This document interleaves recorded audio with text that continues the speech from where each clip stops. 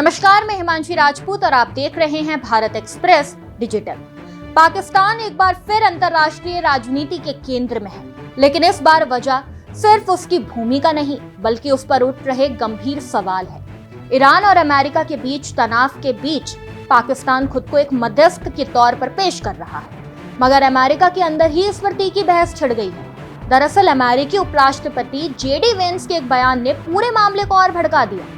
Switzerland में बातचीत के दौरान वेंस ने कहा, हम पाकिस्तान से प्यार करते हैं। इतना ही नहीं, उन्होंने पाकिस्तान के आर्मी चीफ आसिम मुनीर को अपनी जिंदगी के 2 सबसे खास लोगों में शामिल बता दिया।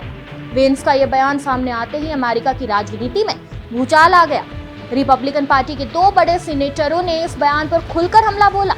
सीनेटर रिक स्कॉट ने साफ कहा कि अब समय आ गया है कि अमेरिका अपने असली दोस्तों और फेक साझेदारों को पहचान ले। उन्होंने पाकिस्तान और कतर पर सीधा आरोप लगाया कि इन देशों का आतंकवादियों को पनाह देने का लंबा इतिहास रहा है। स्कॉट के मुताबिक ये देश शांति की दिशा में काम करने के बजाय ईरान के पुराने आतंकी नेटवर्क को समर्थन देने में ज्यादा रुचि रखते हैं। यही नहीं, मोंटाना से सीनेटर टीम शीही ने तो पाकिस्तान के अतीत की सबसे बड़ी फाइल खोल दी। उन्होंने याद दिलाया कि पाकिस्तान ने अलकायदा सरगना उसामा बिन लादेन को सालों तक छिपा कर रखा था। शीही ने कहा, हम ये कैसे भूल सकते हैं कि बिन लादेन पाकिस्तान में मिला था।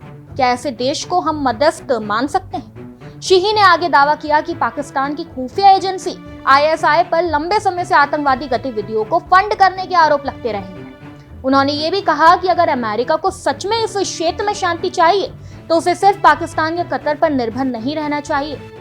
उनका सुझाव साफ था कि इस बातचीत में यूएई, इजराइल और सऊदी अरब जैसे देशों को भी शामिल किया जाए।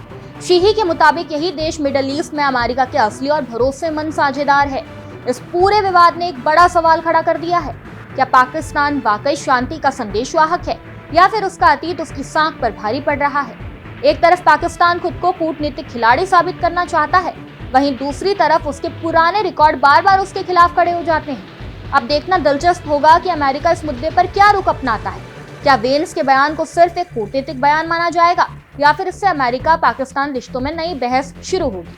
फिलहाल इतना तय है कि पाकिस्तान की मध्यस्थ वाली भूमिका पर भरोसा करना आसान नहीं, क्योंकि सवाल सिर्फ आज का नहीं बल्कि उसके पूरे इतिहास का भी है।